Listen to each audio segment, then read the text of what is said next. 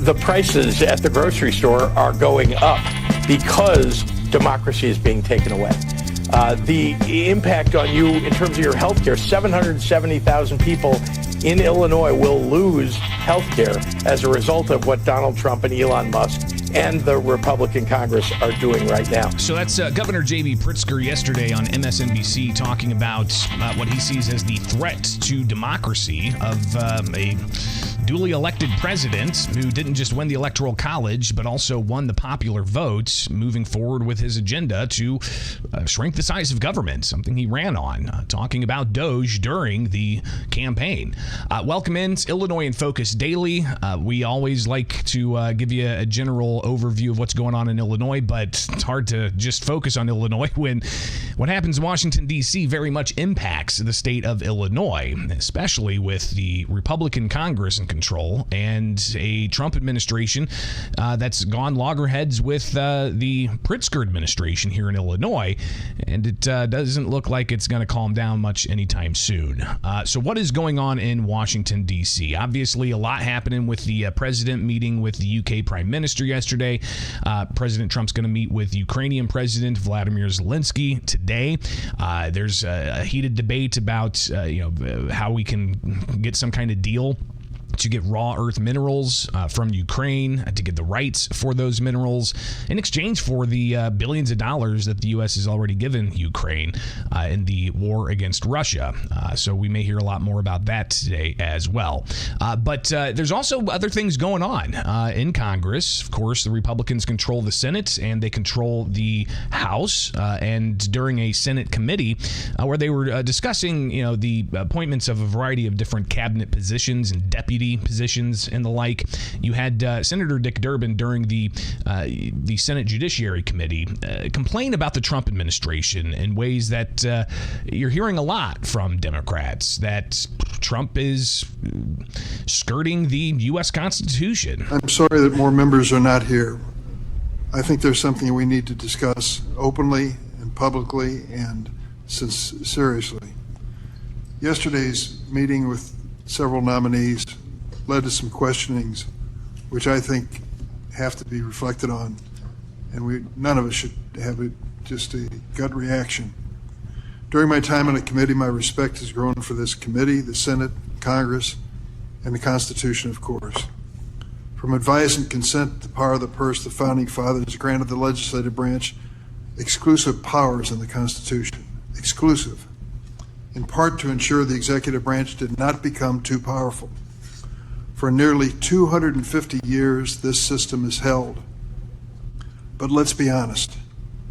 First, President Trump is testing the limits of our Constitution like they've never been tested in my lifetime. President Trump and Elon Musk are pursuing a power grab that, if left unchecked, will leave the federal courts impotent and Congress a museum piece. That's a fact. If President Trump is successful, any future president will be able to sack these bipartisan agencies with appointees from their own political party. The rules of the road will swing wildly back and forth every time there is a change in administration. Yesterday, when we asked about court orders, it was an interesting conversation. The nominees were not willing to say unequivocally that a public official should follow an order of the court.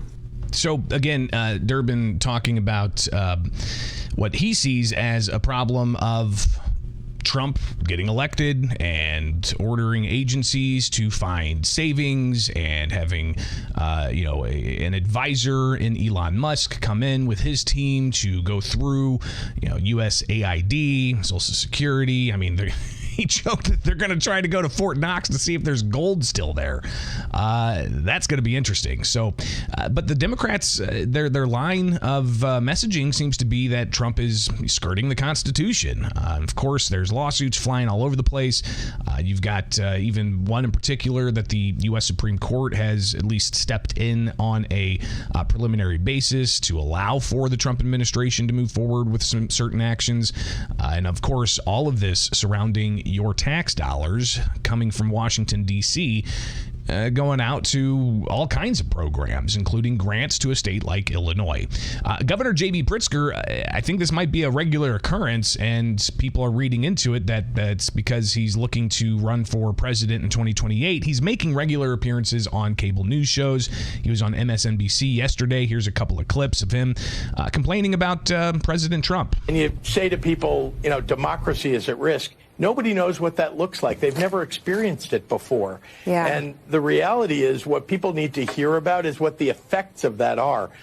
The prices at the grocery store are going up because democracy is being taken away.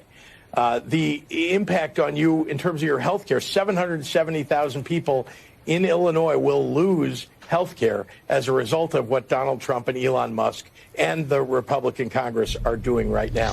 So Pritzker says that this is a red alarm, red alert, and he put the call out for people to call their senators and their representatives and complain about it. All of us, especially in leadership, need to stand up and speak out and, put the red blinking lights, red alert like on Star Trek. Yeah. We are under attack. We, all of us across the United States, everybody is under attack because they want to take services away. You know why? To provide a massive tax cut for the wealthiest and most powerful people in this country. And again, policies that President Trump put out there when he was running for office that he got elected on.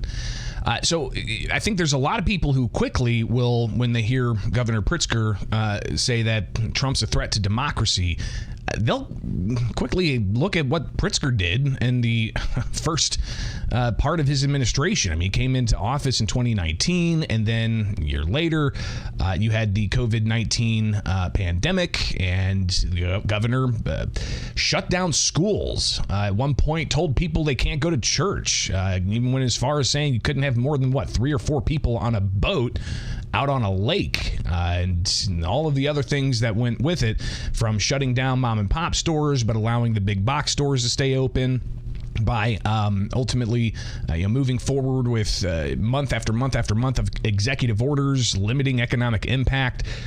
Some people would point to that and say that that was very authoritarian. I mean, suspending all kinds of rights and such. So, we heard a little bit of that criticism earlier this week in the review of the fallout from Governor Pritzker talking about Nazis during his State of the State speech. But clearly a lot of complaining and politicking and grandstanding, from both sides, quite frankly, right? I mean, the Republicans are in control right now, and they're essentially saying that Democrats have no message, that they're collapsing. Even some Democrat leaders are saying they're having a hard time getting across things. Governor Pritzker saying that, this whole idea of a threat to democracy isn't a political winning point. Obviously, it didn't work during the election in November, but he says it's important that people stand up and speak out. So we're going to hear a lot more of all of this, clearly, when hearing of the policies coming out of the Trump administration and how states like Illinois are ultimately reacting. Before we get to the next segment with what's up in Washington D.C., something I definitely wanted to touch on was the release of the Jeffrey Epstein files, at least phase 1 of the release of the Jeffrey Epstein files. I haven't seen them myself, but all analysis I'm looking at says that while it's widely anticipated and we're getting some documents here, it was ultimately underwhelming with little new or groundbreaking information. It had redacted flight logs that were in there.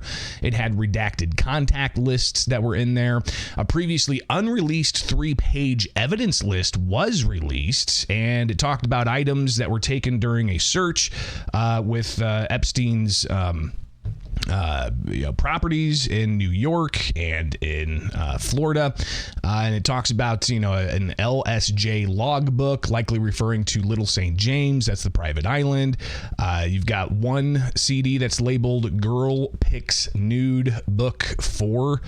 So I mean that was previously unreleased, but clearly it's not groundbreaking. A lot of people speculated that there was human trafficking involved in all of this, but also a masseuse list list was revealed, even though it was fully redacted, and even some official correspondence. So a lot of it, though, was previously published in other releases. Will we get more in the Epstein files? It's expected today, 8 o'clock, I think. So it's probably already had a whole bunch more that were released. The U.S. Attorney General Pam Bondi gave the FBI a deadline to release all the files. So maybe into the weekend, you'll hear a lot more about the Jeffrey Epstein files. So that's just some smattering of what's up in Washington, D.C. Hopefully it's informative, keeping you posted on what's going on in the nation's capital. This is Illinois in Focus. I'm Greg Bishop. Like, subscribe, hit that notification bell, and wake up with us for the live show each and every weekday morning. But also get the podcast where you get podcasts. And get the headlines in your inbox at thecentersquare.com.